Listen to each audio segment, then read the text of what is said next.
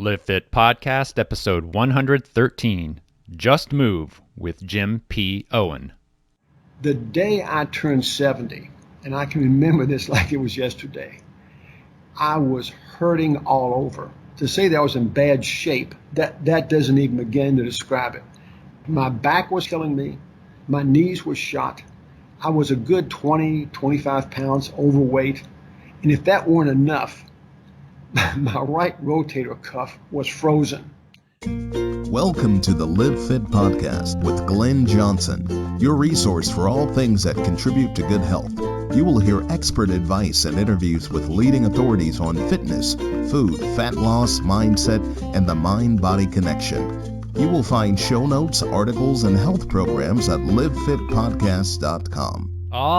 Yes, it is time once again for the Live Fit Podcast. I'm your host, Glenn Johnson, your guide to better health. Today, I'm speaking with James P. Owen. He wrote a book titled Just Move.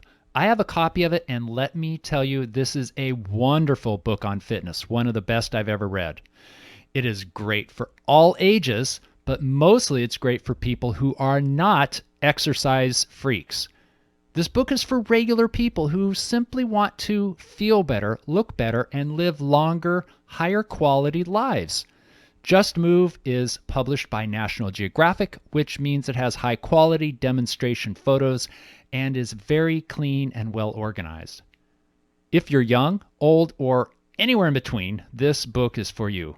Because as the name implies, it promotes doing something, anything instead of sitting around. Get off the couch, in other words. And the beauty is, it takes you to the next step. Once you're off that couch and moving about and you want a little bit more and you want to increase your fitness, it will give you very simple step-by-step guides on what you can do at home without any exercise equipment or with minimal stuff that you could have at home. Now, the interesting thing is Jim began his career in the financial industry, which sounds like a really large leap to fitness. So I'll let him explain how he got from there to here. Jim. Well, Glenn, I grew up in Lexington, Kentucky, and spent my entire career in the investment world. So I was lucky, and luck plays a big part in anybody's career. But the truth is, the wind was at my back. I was a partner in 3 firms, and we built the firms up, and we sold them and that kind of stuff. So I was a partner in 3 different firms. And I was always proud to say that I was in the investment business. But about in the early 2000s, like 2001, 2, Glenn, every single day, there was a new scandal on Wall Street or in the corporate world. Oh, yeah. I always thought it was a case of a few bad apples. You take any profession, doctors, lawyers, well, lawyers particularly, I guess, but doctors, lawyers, anybody, philosophers, there's always that bad apple or 2. Yeah. What I realized was what was happening on Wall Street was endemic. It was something in the culture. Why would somebody who's worth $100 million steal and cheat his clients? I never could understand that. So there's a greed that was sort of built into the culture. And I said, well, what can I do? I'm just one guy. And Glenn, I want to make it very, very clear. I'm not a do-gooder. I'm not walking around saying I'm Mr. Ethics, but I'm not sure about you. It was, what can I do? I'm just one guy. But I've always liked to write. I said, I'm going to write a book and address the stuff. So I literally went to Powell Books in 2003. And my motivation was I'd seen a movie called Open Range that Kevin Costner did with Bob Duvall. Right. I met both these guys, by the way. And they're both fans of my cowboy book. So this movie inspired me to go back to my childhood. And again, I'm not a cowboy. I don't wear cowboy hats and boots. I don't even ride and rope. I mean, I've been on a horse, but I'm not a real rider. Right. But something about this movie literally changed my life. And I think I went back to my childhood. And I grew up in, again, Lexington, Kentucky, and every weekend went to the Saturday matinee and saw Roy and Gene. So I was so naive. I didn't know they were actors. I thought they were real cowboys or something, and the cameras just followed them around. That's how I was growing up. So he said, well, Jim, did you interview any cowboys or ranchers? No, I went to Powell's books, and I must have bought 100 books and read them all. Again, I'm a voracious reader. And out of this came this book called Cowboy Ethics. I have no idea where the name came from, popped in my head one day. And the book has sold 150,000 copies. Holy cow. No, not me. I thought, man, it might do 5,000 or 10,000. But what we realized was that we don't have any heroes in our culture today. Baseball players, politicians. I mean, who do we look up to? They all turn out to be corrupt. They turn out to be corrupt. And again, I'm not being moralistic. I'm not some preacher man. I'm just saying, who did I look up to? And the answer was the cowboy. You say, Jim, this is a myth. Well, maybe it's a myth, but we need good myths. So the Code of the West was never written down. Now, I know a guy named what's his name? Having a senior moment. Gray wrote a book called Code of the West, but he never said what was in the code. He said cowboys live by a code. So, what is the code? I'm going to figure this out. So the result was a book called Cowboy Ethics and my take on the Code of the West. And by the way, your listeners might be interested to know this. The state of Wyoming, now this is the cowboy state, admittedly, adopted these 10 principles. Live each day with courage, take pride in your work. There are 10 of these things. Is the official code of the state of Wyoming. Nice. So as we know, Wyoming is the only state with a code. That's great. And so I started a foundation called Center for Cowboy Ethics and Leadership. And I cannot, again, I'm just one guy, you might say. But this has become a movement, and we probably 40 different schools at a minimum use this with their high school kids, middle school kids. We work with boys and girls clubs, 4-H, FFA, that kind of stuff. And so I had a 12-year run, so to speak, with Cowboy Ethics. So the foundation was up in 2006. The book came out in 2004. It was a great, great run. But the day I turned 70, and I can remember this like it was yesterday, I was hurting all over. To say that I was in bad shape, that doesn't even begin to describe it. I mean, your physical shape? Physical shape. My back was killing me. My knees were shot. I was a good 20, 25 pounds overweight. And if that weren't enough, my right rotator cuff was frozen. Oh. So hauling luggage around. Because I've been on the speakers thing now for a good 10 years. And I've literally, Glenn, given, let's say, at least 300 speeches. To you name the audience, I've talked to everybody I can imagine. I've talked to the Navy SEALs. I've talked to the police and firemen. But that's been my passion. It's all done through the foundation. So I've left the world of commerce, and I got lucky in my career. And again, Glenn, I put it down to luck, right place, the right time. And the wind was at my back. So I became financially independent, and so I can do what I want to do.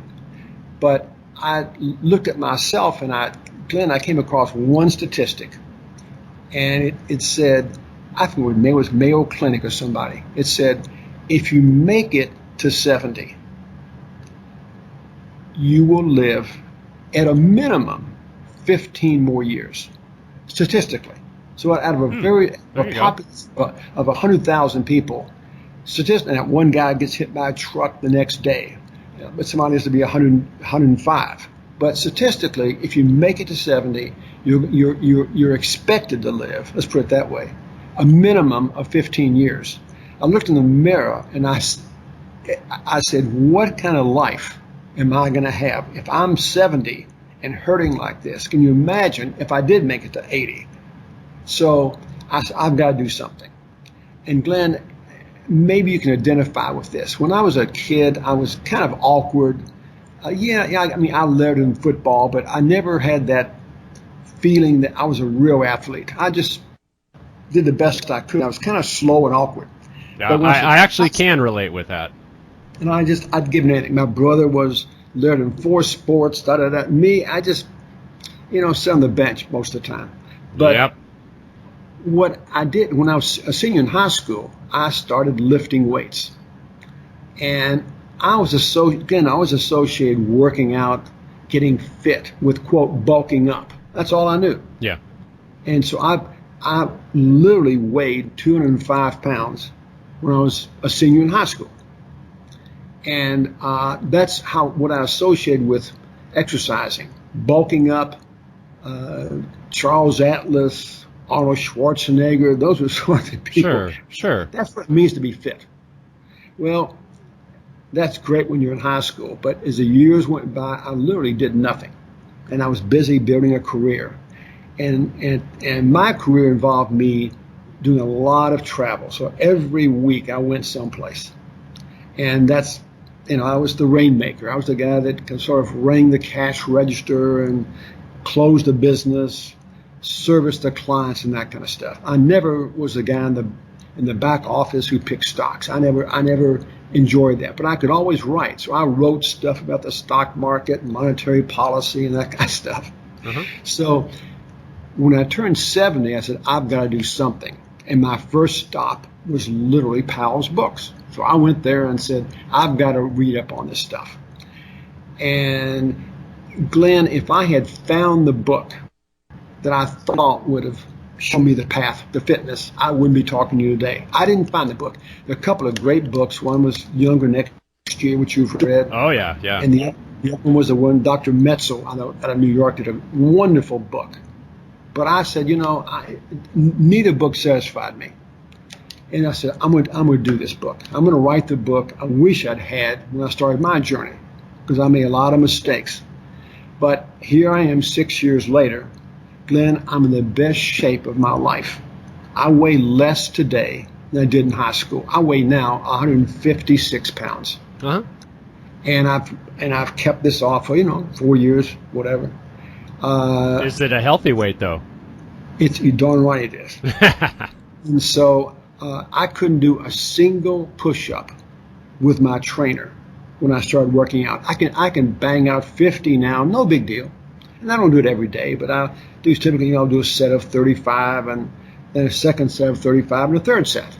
Because, there's no point at my age trying to, do 150 push-ups. You don't need to do that. But my back pain has disappeared. And so it's great to be in shape. It was, my gosh, you look like you're 62. No, I'm 76. But Glenn, if I could do this, believe me, anybody can get fit. So yeah. I found my inner athlete. And to me, working out, exercising, I look upon this as a sport. But the competition isn't the guy, down the hall. It's me. So I enjoy competing against myself. Last week I did this. Maybe I can do another 5 pounds. So it's all about finding the joy in exercising and working out. So this book's called Just Move! Explanation. I'm big on subtitles. The subtitle is A New Approach to Fitness After 50. So nice. This is aimed at the baby boomer. I don't quite make that demographic. I'm a little bit older. But there are 10,000 people on average turning 65 in any given day. Yeah. Wow. So I'm going to give you a statistic that kind of energized me.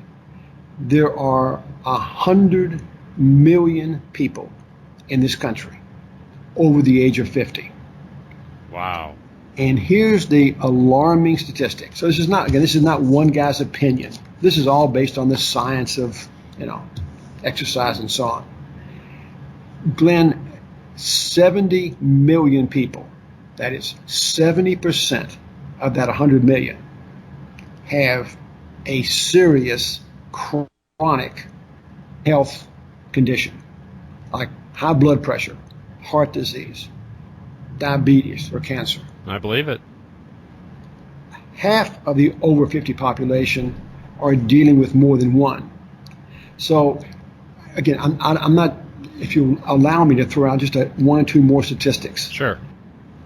These chronic diseases account for 86% of the more than $3 trillion we spend each year on health care. And what do you want to guess what these 4 diseases have in common? There's a common thread. The lifestyle the person had? Yes, it's they in one to one degree or another. They're all 4 are linked to lifestyle choices.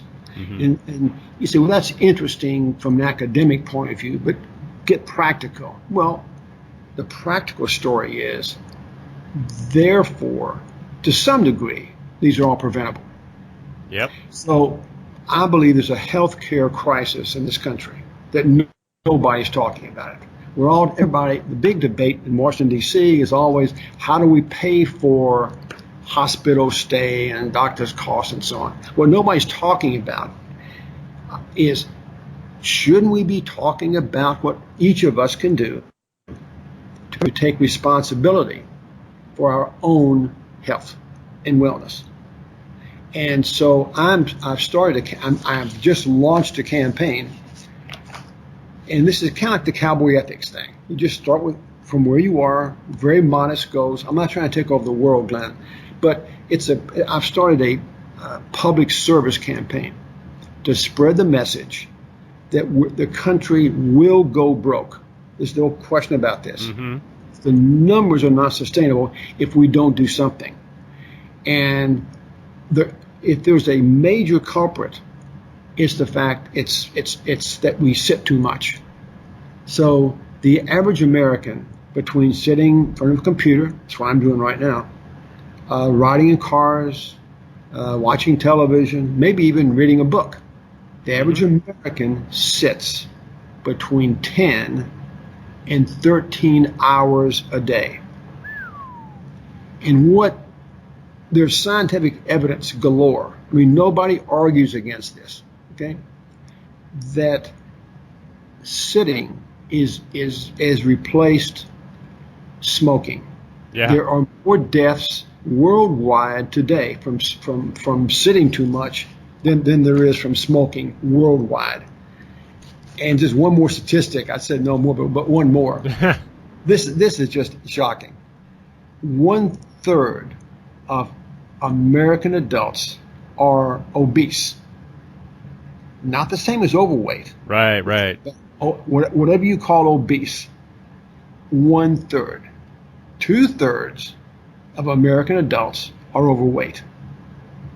They did a study that I think came out of the state of Washington just in the last few days. Reported in the New York Times, the Wall Street Journal.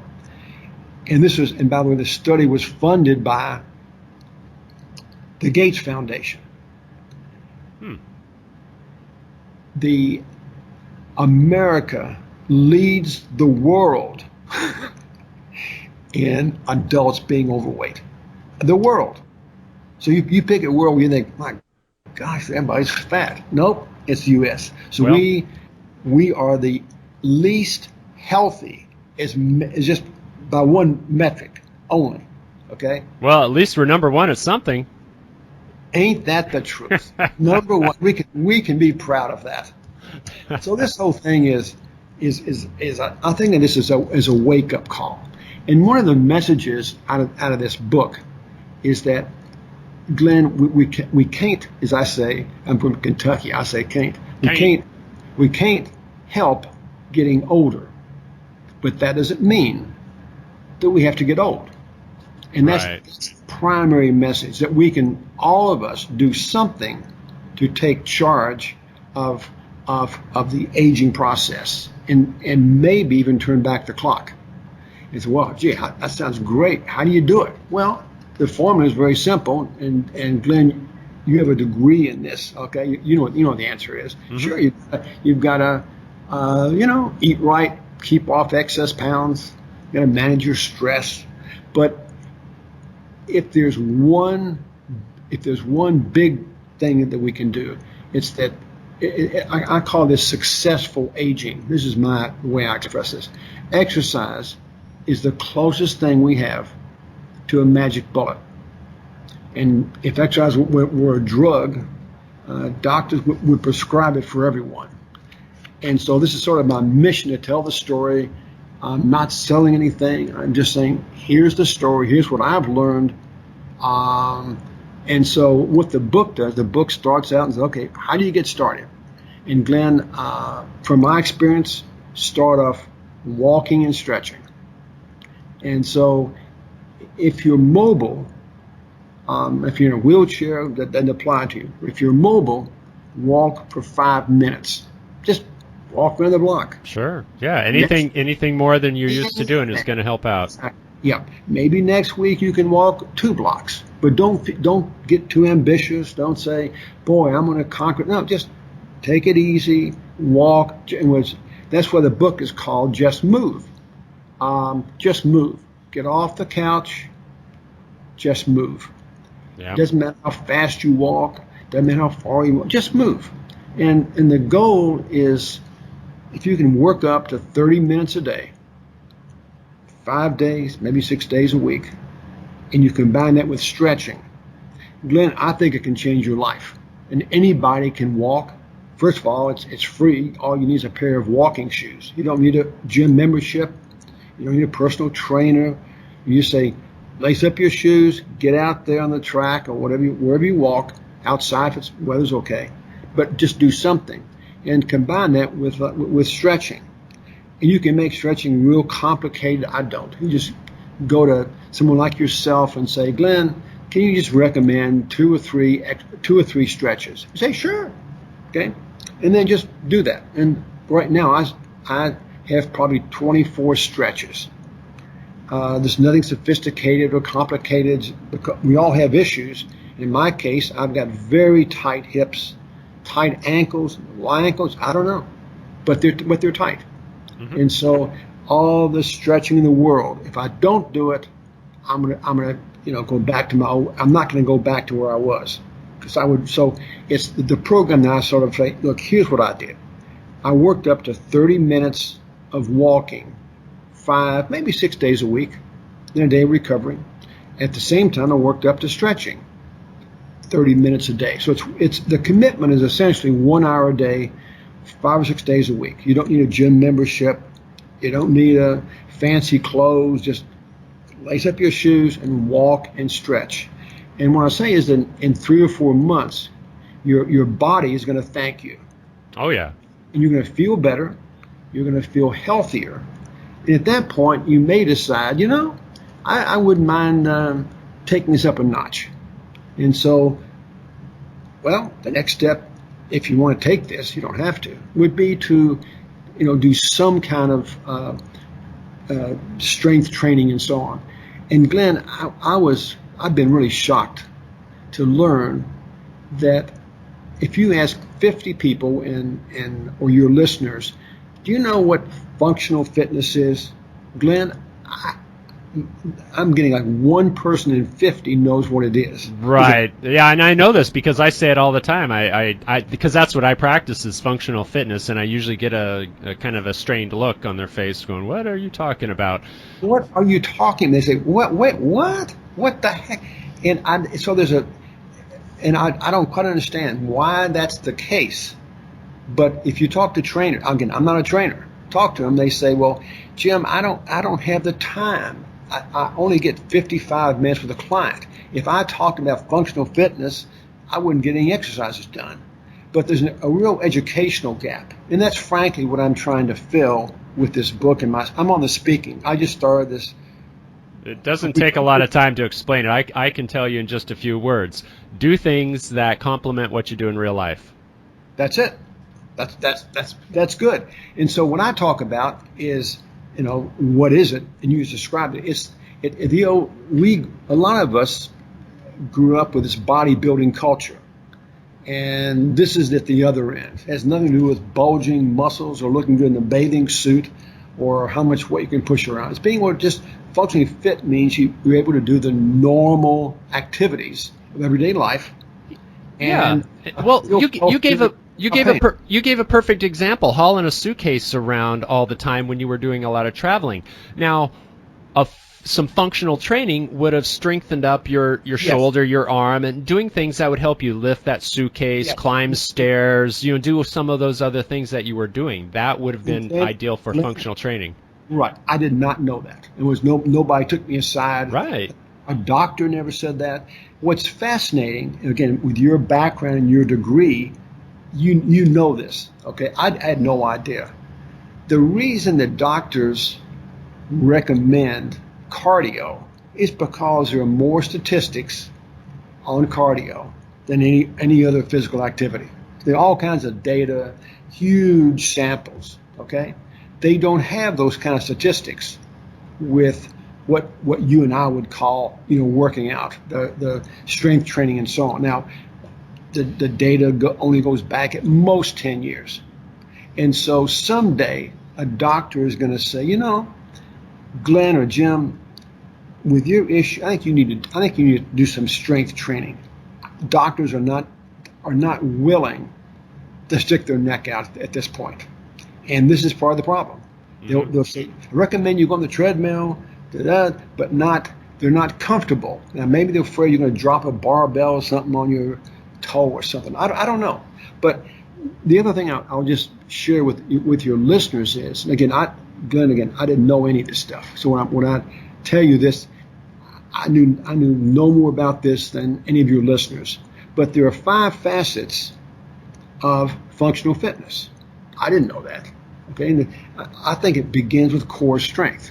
And to be honest about it, I didn't know when I started working out, I didn't know what core meant. I always thought core was your abs, like the 6-pack that the fitness magazines always talk about. That's part of it. That's part of it. But your core extends from your upper thighs through your torso, front and side and back. Yeah, front, side, and back. So if your core is weak, you're going to have some back issues. Maybe not today, but when you get older, again, I'm 76. If you don't address your core, a weak core is often at the heart, that plus tightness of back issues. I thought something's wrong with my back. Not really. Something's wrong with your core could be weak and that kind of stuff. Hips could be tight. That can affect your back. And the second facet, I call them dimensions, would be flexibility. And again, this is just simple. There's no one stretch that's the best stretch. It's like exercising. The best stretch is the one you're willing to do. So I spend 30 minutes doing stretching, 3 days a week. I also do a movement class, yoga, Pilates. I call it fantastic. And that has done a lot. And also, Glenn, as you well know, no better than me, if you can get a deep tissue massage once or twice a month, it can make a huge difference. Mm-hmm. I never did that. All those years I traveled, I never occurred to me. But now I do, and I think, boy, keep that fascia moving around, that kind of stuff. Right. The third element, or again, I use the word dimension, Glenn, is balance. And I'm struck by people who are pretty knowledgeable about fitness. When you say, well, what do you do for balance? What do you mean? Balance, 1/3 of all adults over 65 falls each year. That's the number. 1/3 of all adults over 65 fall. Well, I never thought about that, Jim. Well, it's pretty simple. You just stand on one foot, that kind of stuff. So it doesn't be a big deal, but you have to address balance. And I'm just surprised how many people who you would think would know better say, Jim, I've never thought about doing balance work.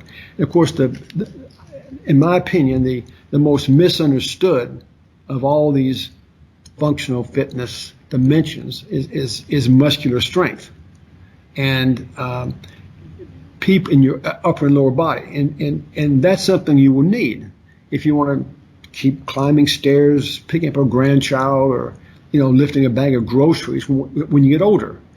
And some of you, oh no, Jim, I'm not trying to build big muscles.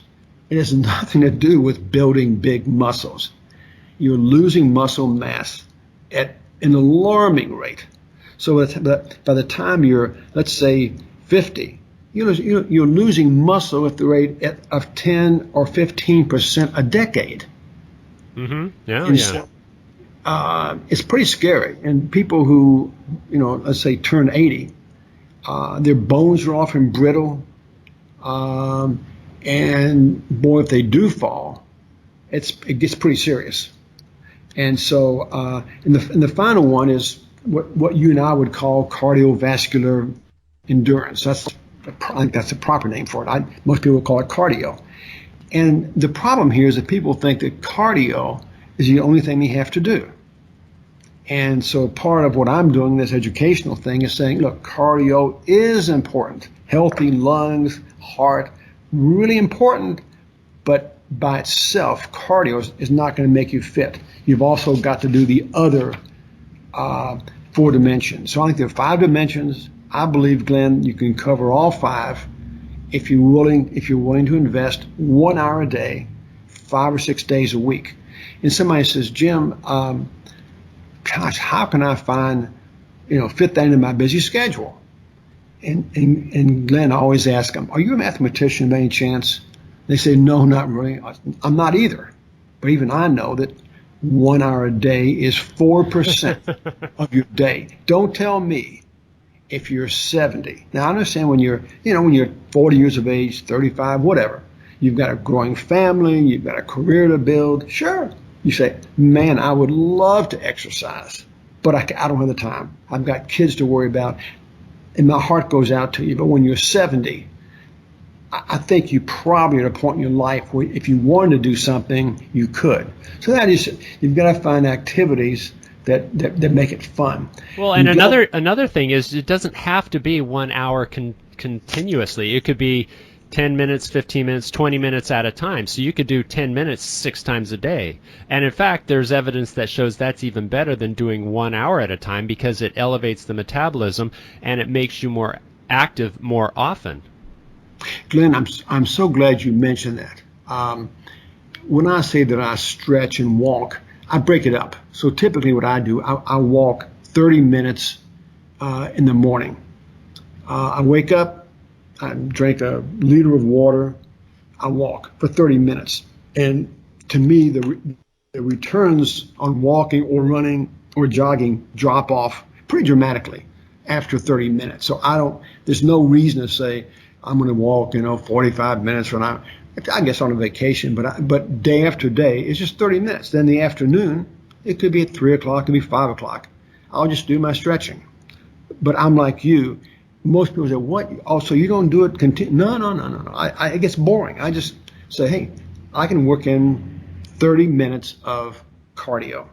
And then in the afternoon, doesn't matter whether it's 2 o'clock or 5 o'clock in the afternoon, surely I can do 30 minutes of stretching. And so that's how I do it.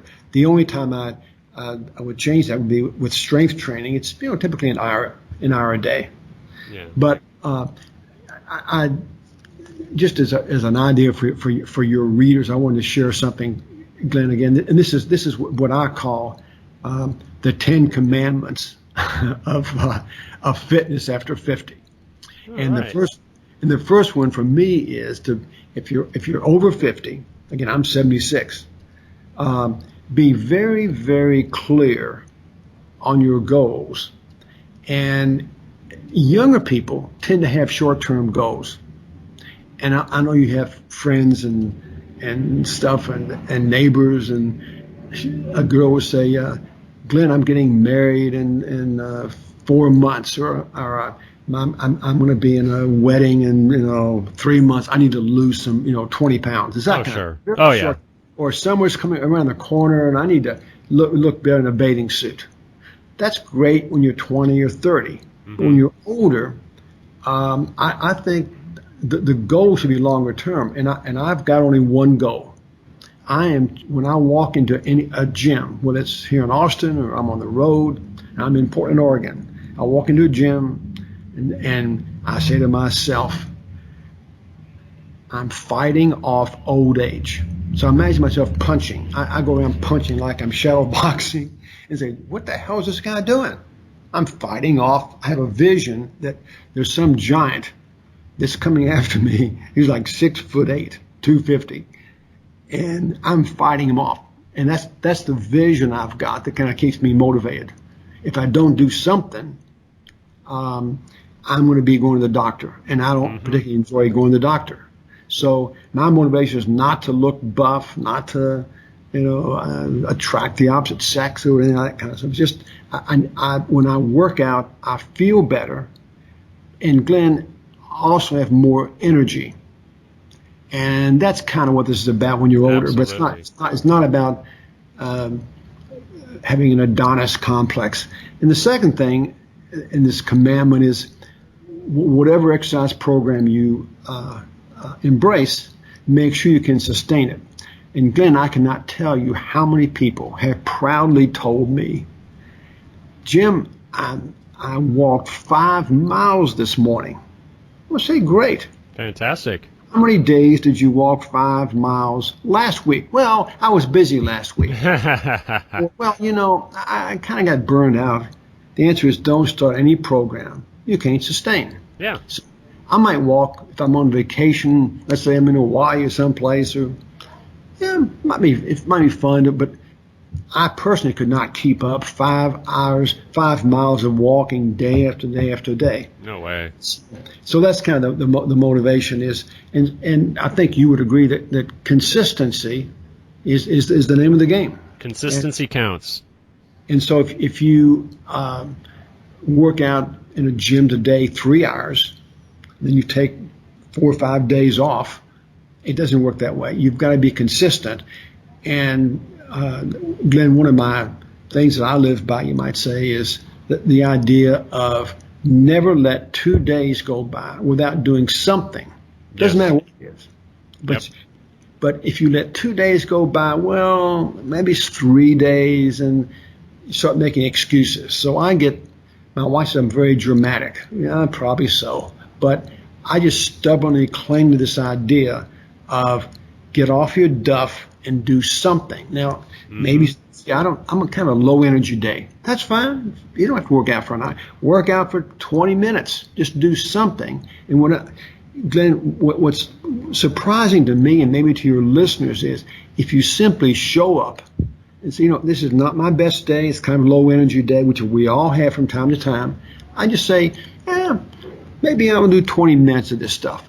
I've never failed to feel better. So, well, maybe I'll continue another 10 minutes. All of a sudden, a full hour goes by, and I've never once left the gym and didn't feel more energized than when I walked in. And it's that energy, particularly as you get older, that's so critical. This third thing, and I was going to say, Jim, I want to get in here for a second. That what you said about consistency. And I say consistency counts, and I'll continue that by saying consistency counts for more than anything else, because that's generally what brings a person to poor health, is their consistent habits of, not enough sleep or not enough exercise or eating poor foods. So in order to counteract that entropy, you have to be consistent in the things you do. And yes, I agree with you 100% that even if you're on a low energy day, I can't stand to go to the gym for an hour, fine. Go for a walk for 5 minutes. 5 minutes. Mm-hmm. Climb up some stairs. Anything. Just yeah. So what's number 3? Number 3 is, and you could write a book about this. And this is, I always have a hard time with this idea of good form. And good form is critical and it's essential. And yet you go into a gym in Portland, Austin, I would guess that probably 80% of the people have poor form. Oh yeah, I really have a hard time in gyms because I see that and I want to go along and help everybody. And it's if they ask your opinion, Glenn, am I doing this the right way? So, but yet you don't want at the same time kind of be condescending. And I've never quite. So what I did in this book. So, okay, this sounds great. I got it. If I don't have good form, I'm not going to get the results I'm looking for. And at some point, I'm going to get hurt. There's no question. That. There's no question about that. Yep. You're going to get hurt, particularly as you get older. But the question I've asked myself in writing this book is, how do you learn good form? Well, hire a trainer. Yeah, that's one way. But what I believe, what I did, is that in my personal opinion, is you need to, quote, master 5 basic whole body moves. Okay? Yeah, and what are those? Learn good form. And so you learn by doing. I almost said you can't learn from reading a book. I take that back. I'm just kidding. Yeah. So the 5 I believe are the plank, the squat, the lat pull down. That's the only machine that you have to use. The lunge, right, and the push up. So if you just master those 5 over time, and you don't learn good form in a week or 2 weeks or even a month. I would say it probably took me a good year to actually know what good form was. But once I did, I made a lot more progress. Well, I think it's great that you mentioned those exact ones, because I was about to tell you the most common exercises I see done poorly, and that's push-ups and squats and lunges and abs. And abs are the biggest culprit for people just doing ridiculous things that are really ineffective. Not necessarily harmful, but ineffective. Now, squats and lunges done poorly is definitely harmful. So what do we have for number 4? Well, number four is that learning by doing. And then the other one that I guess I'm not surprised that people don't understand this, and that is it's really important that you move in all 3 planes. People say, what do you mean all 3 planes? Oh, yeah. So, well, do you jog or run or? Oh, yeah, I jog and I walk on the treadmill. Well, do you realize that you're moving in only one direction? You're moving forward.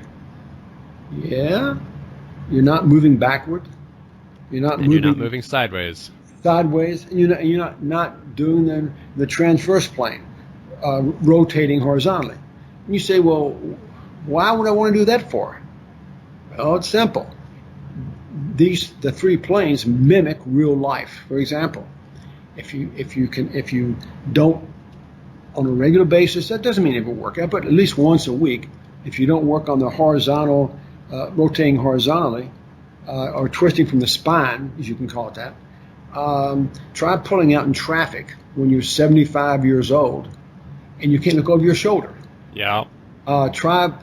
Try putting a sack of groceries away when you cannot face the thing and turn around. It's that turning your spine is really tough as you get older. Try picking up a piece of paper that you drop. So this is all functional fitness stuff. And people say, well, Jim, I never knew about that. Well, now that you know about it, why don't you incorporate this? Just take the lunge, forward lunges, backward lunges, side lunges, okay? Transverse, put a dumbbell in each hand. And it doesn't matter whether you have got 5-pound dumbbells or 25. It doesn't really matter. Just as long as it's a bit of a challenge for you. A challenge. Mm-hmm. The next one is another one that I feel so strongly about is that idea of spending more time on the large muscle groups. So this is number 6, right? And what I see, walking in any gym, and the odds are a guy. I don't mean to pick on guys, but guys, they deserve it on a treadmill, and then they do bicep curls. And they do tricep extensions. They go say, boy, I worked out really hard. No, you didn't. You worked small muscles. If you do the 5 basic exercises, these are classic exercises. If you do push-ups, that's working every muscle in your body if you do it the right way. And so, do I ever do bicep curls? Yeah, maybe once or twice a month. I'll do a forward lunge and then a bicep curl and a press. It just kind of adds some fun to it. Right. Hey, Jim, I get a lot of flack when I teach weight training or personal training because I forbid my students or clients from doing bicep curls and tricep extensions. Thank you. And they look at me so puzzled, and they cannot figure out why. And I explain to them, I say, because if you're working your large muscles, you can't help but work your small ones that are in that chain. And you're only as strong as your weakest muscle. It's a chain. And so if you're doing any pulling exercises, you're working the bicep. Any pushing, you're working the tricep. Done. And people look at you, and I'm sure they tell somebody, they'll tell a friend, I've got this trainer, I think he's nuts. He's saying you don't need to do these bicep curls. And they say, well, gosh, where did he come from? There's so many myths out there about exercising. It's just unbelievable. Anyway, the next one is a cross train. So this is 7. 7, and this is the idea of don't get stuck on the same old routine day after day, week after week, because the muscles in order to grow need to be challenged. And this is just exercise 101. And so you're not going to make progress if you don't challenge your body in different ways. And so my routine, again, Glenn, I should explain this. I've had the same trainer in Austin for 6 years. So I owe Scotty, I mentioned his name in the book 3 or 4 times, I owe Scotty a lot. I don't use a trainer to motivate me. I use a trainer to help me with form and to learn new things. I'm a student, if you will. And so I was sort of stuck myself. And Scotty said, Jim, every 4 to 6 weeks, you sort of need to change the focus. So for example, this year, for the first 6 weeks of this year, Glenn, I did heavy-duty cardio. And I put on maybe 4 or 5 pounds. That's all. Over the holidays, I mean, who doesn't gain weight? Sure. And a lot of stress and family and that kind of stuff. So I did hardcore, high-intensity cardio for about 6 weeks, and then we went to strength training for the next 6 weeks. And now I'm doing some corrective stuff. And what your listeners need to understand is that there is no exception. I don't care, LeBron James, Kevin Durant, every athlete has got issues. And that's why LeBron James does yoga. They wouldn't have done this 15 years ago. But in the case of your listeners, it's some people have got tight hips. Some people have got shoulders that are kind of hunched over. Some people have got ankles that, for whatever reason, are tight. But we've all got something to contend with. And so right now, for example, with my trainer, we're working on my weaknesses, and gosh knows I've got them.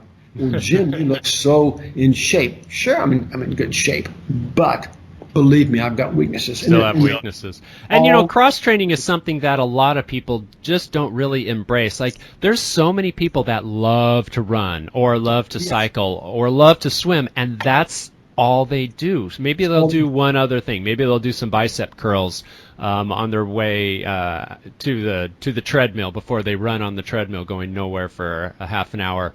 But that is not really the same as cross training. It helps, but the body needs change. It needs something different in order to respond and rise up to meet the challenge. Otherwise, it's going to stagnate, and you can become really unfit while running daily just because the body becomes really efficient at it. And that sounds great, but the trouble is you're not continuing to improve. Right. And Glenn, how about the person who is a serious runner, okay, does the half marathon, full marathon, and what does he or she do on their off days? They get on a treadmill. Yeah. You wonder, that's the last thing. Yoga is the first thing they should be doing on their off days. They should be doing yoga. Absolutely yoga. And core. I had such an argument with a guy who insisted he didn't need to do any core exercises. He was a triathlete. So swimming, cycling, and running, he never did anything but those 3 things. So after a year, I was managing a gym that he came into daily. After a year of harping on him to do some core exercises, he finally succumbed, and he took my core class that I was teaching, and he did that for about a month. And then he had a race, and he said he was the fastest he'd ever been, and it was the easiest it's ever been, all because he strengthened his core. And this is that education stuff. And you wonder, you would think an athlete at that level would know better, but a lot of them don't. Yeah. The next thing, and so this is 8. This number 8, and this is what the way I say this, okay, and that is you must be willing to get out of your comfort zone, and so it could be new equipment, TRX straps. I love the TRX. I love kettlebell. That's great. Love sandbags. My favorite and you're thinking I've lost my mind, I happen to like battle ropes.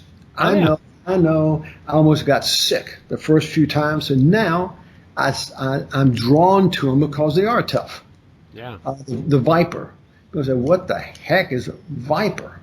Like a venomous snake or something? No, it's just a piece of equipment that's no big deal. To Bosu. So I love trying new stuff. Try new stuff, anything, and even rotate around. I would say don't do any one thing for more than 4 weeks at a time. And then switch it around, or else you're going to plateau and you're going to fade and you're going to not see these results that you're used to. What do we have for number 9?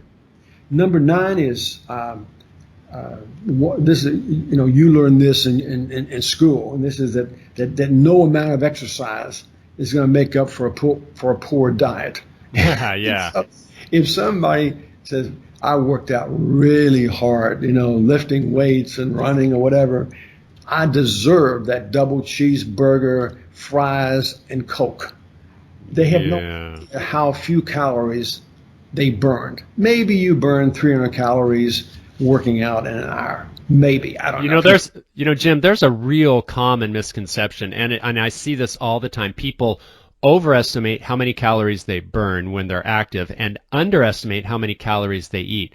Now, I did a bike race with a guy, and we were driving back from this race, and it was a really hard race. It was an hour and a half. I think it was an hour. It was really, really super hard. And this guy was pontificating on what he was going to eat when he got home, and he said, man, I must have burned 3,500 calories in that race. And let me tell you, it is impossible to burn 3,500 calories in an hour. Granted, he was probably up there over 1,000, maybe 1,200, maybe even 1,500. Probably not that high. But it's impossible. And, he was going to go eat a 3,500 calorie bacon, cheeseburger, fries, and shake. Sure. He said, I deserve it. Yeah. And I didn't tell him don't eat it. I just said, just so you know, you're not balancing things. And so maybe his metabolism is such, I don't know how old he is, but maybe it's such that they can, do that every once in a while. But as you get older and your metabolism slows, and I don't think any scientist really understands why it slows, but it does. Who knows? Chemicals, something or other. Then you're going to gain weight. If you eat the same thing that you've been eating all along, and you count calories. If you don't do something, exercise, you're going to gain weight because of the slowing metabolism. That's right. It's no advantage. Brazilian jiu-jitsu is wonderful. Swimming is wonderful. Any activity. And I want to close with this one idea. And this is sort of the philosophy of his book and why it's called Just Move. Yeah. It's Just Move. And I'm going to send you a copy of the book, by the way. Great. But my whole philosophy can be summed up in 3 words. Sit less, move more. And that's the lesson here. It just doesn't matter what you do. If swimming is your thing, terrific. If it's if it's hiking, if it's backpacking, but you've got to get off the sofa. I agree. So I don't think what activities you choose, to me, it's a personal thing. If I say, I just don't like the gym, okay, but that doesn't mean that you can just sit. You've got to do something. I have a friend I think he's 92 or something. He says, Jim, I can't walk anymore. But what he does is he walks, Glenn, in a swimming pool. Oh, yeah. That's a great way to move. Very easy on the joints, and you get resistance in every direction. I asked, well, how do you do this? He said, at a minimum, a half an hour. You go back and forth. He said, oh, yeah, I do this every day. Yeah. No big deal. I'm by myself in the pool. Usually, so just back and forth. He said, I feel so much better. My knees, he's literally 92 years old. He said, I can't even walk anymore like I used to, much less run or, jog. But he said, walking the pool, I can do that. Jim, let me recap your 10 commandments here, because I think they're fantastic, and I think for people who are driving or doing something while they're listening to this, I think it's a great way to see it all out, because you gave great explanations. So number 1, be clear on your goals. Number 2, make it sustainable. Number 3, have good form. 4, learning by doing. 5, move in all 3 planes. 6, work large muscle groups. 7, cross-train. 8, get out of your comfort zone. 9, have a good diet. And 10, sit less, move more. Did I get it right? I'll give you an A+. A++ for I was taking notes. That's pretty good. And then if the only message that I got across, and if the only thing that your listeners take away from today's thing, it's that number 10. It's just sit less, do more, and there's no one best activity. It's whatever brings you some joy, gives you more energy, but don't let anybody tell you there's only one thing you need to be doing. No. Any movement's better than sitting. I used to get the question all the time, what's the best exercise? And I would always respond by saying, whatever you like to do, because you will do it, you'll do it more often, you'll do it with more vigor, and you'll probably do it longer. So do it. But then again, we want to go back to cross-training and don't only do that one thing. So Jim, thank you very much. It's been a pleasure. I love your ideas. I think this is an audience that really doesn't get enough attention, and yet they need it. So many people have just neglected their bodies over their life, and they hit retirement, and they want to rest, and they sit in that lazy boy and die. We don't need any more of that. We don't need to sell any more drugs to people. So just move. Thank you for listening to this episode of the Live Fit Podcast. Please subscribe and share with someone you care about. Read show notes, articles, resources, and learn more about our weight management programs at livefitpodcast.com. Once again, thanks for listening, and always remember to live fit.